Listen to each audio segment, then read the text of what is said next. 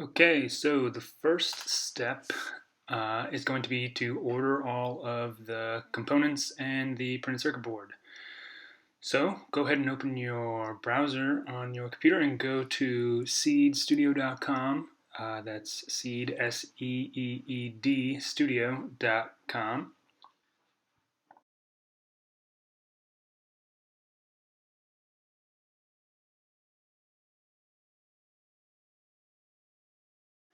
Now, when you get to the web page, you are going to want to go on the top bar and hover over the option that says Fusion. And from this drop-down menu, you're going to then want to go over to the option Fusion PCB/PCBA, and you're going to select that option. Now on this new page, you're going to make sure you highlight the option PCB, and there's a window here where we're going to add the Gerber files. And these files are in the folder that is accompanying with this video. And so when you're ready, go ahead and select the option Add Gerber Files. After you select this, it's going to open a window on your local machine and it's going to prompt you to find the files. So open the folder labeled temp_logger_files and select the parts folder, and then you're going to want to find the seed_pcb.zip. Now there are two files, one's a folder and one's a zip. Make sure you upload the zip file. Now that we have uploaded the zip file, we are going to go through a few of these parameters on the Seed website to confirm our order. So the first option is the base material. And this base material, we're going to want to select the FR-4TG130. For the number of layers, we want 2 layers. The PCB dimensions, we want to change from to 50 by 100, or 100 by 50, 100 on the left and 50 on the right. And then PCB quantity, that's how many boards you want to order. We recommend if the lowest amount that you order is 5, that's the least you can order, so 5, but it comes in multiples of 5, so you can order more if you want. The number of designs, 1. What we want our PCB thickness to be, we want to select 1.60. The color, that can be anything you want. Green is what we chose, although you can select different ones for different prices. Surface finish, we want to have the HASL finish. Minimum solder mask dam, we want that to be 0.4 millimeters. Copper weight, we want to select 1 ounce. The minimum drill hole size, we want to select 0.3 millimeters. The trace width, 6/6 mil. The plated half holes and castellated holes, no. And then for the impedance control, also no. And so most of these are the default options, but just double check to make sure these are your options before you continue. And when you have them all together, you're good to go, and you can add them to cart and ship them to your desired address.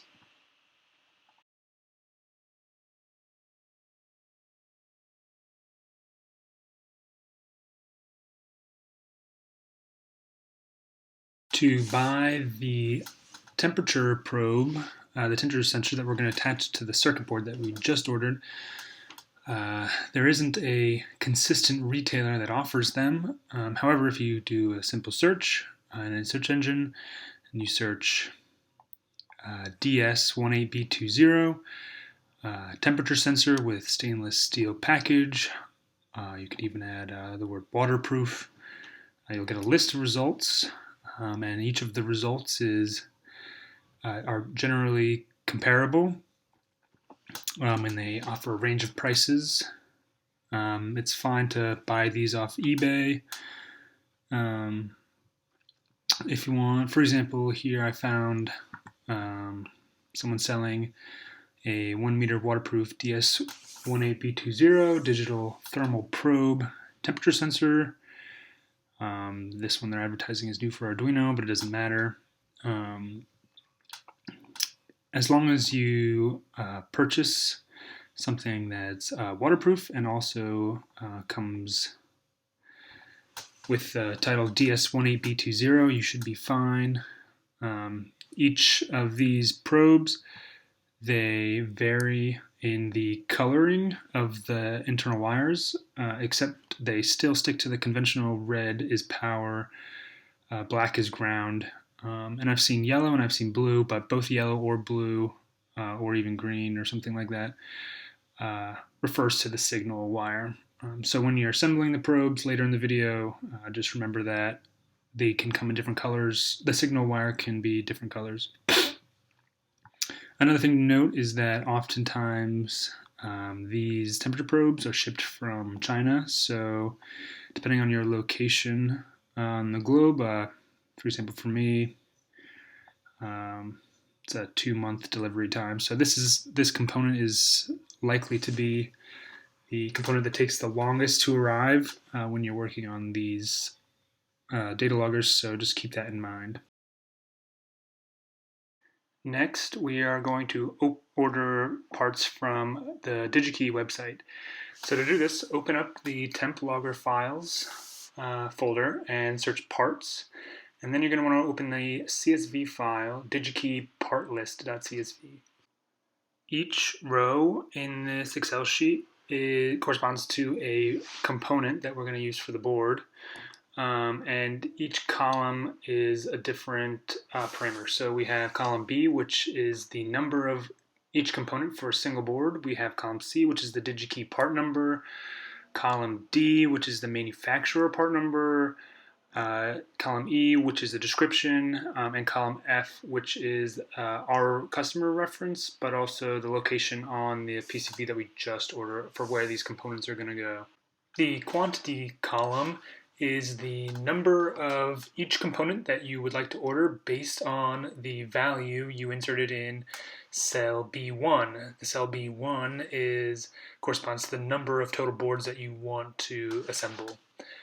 So if you adjust the value in B1, it'll change the quantity. And then you're going to want to save that file because we're going to use it later when we get to DigiKey's website. Okay, so head over to DigiKey's website, www.digikey.com, and you're going to click on your cart and you're going to view cart. And once you open the view cart window, you're going to see your shopping cart is empty, but then you're going to see an option for upload file. And so you're going to click upload file, you're going to find the file that you just edited and saved, and you're going to upload it. Now on this new window, we're going to make a few changes. So the first thing we're going to do is we're going to change that first number, and first part record begins on row 3. We're going to change it from a 1 to a 3. And then we're going to go to these drop-down menus and we're going to change what they mean. So first one, column 1, we're going to change to quantity. Column 3, we're going to change to DigiKey part number. Then manufacturer part number. And then the last column, we're going to change to custom. And you'll notice that the options that we selected from the drop-down menu under the options of row just match row 2 on our Excel sheet. So this window is a matching of our Excel sheet, and so we just mimicked the same options that we had in our Excel sheet. And when you have all these parameters set, go ahead and click Add to Cart.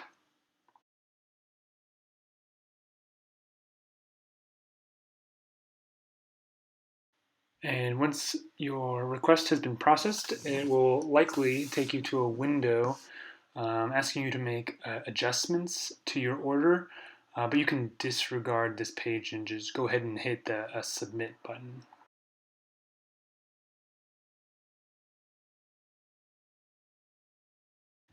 After hitting Submit, it will take you to your full list of all the components that you just ordered with an image of the component, the details of the product, the quantity you ordered, also the availability, whether that's available for immediate order or it's on back order, and then also the price per unit and the combined unit price. If you scroll to the bottom of the page, some components are cheaper if you order them in bulk. So for example, here this 22 ohm capacitor is cheaper if you buy 25 of them as opposed to 15.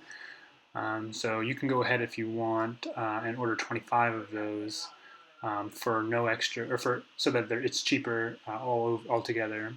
And it's always good to have extra components for when things undoubtedly go wrong or you make a mistake. But once you have, you double check to make sure you have all the components in the list and they all appear on this sheet in the appropriate quantities. Go ahead and check out and send them to wherever you'll be working.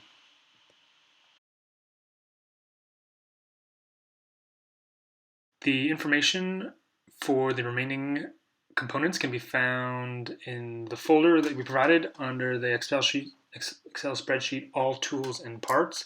So if you open this file and then go down to rows 44 to 46, 44, 45, 46, these three rows have information on the final three parts that you'll need to order from separate websites because they're not offered on DigiKey.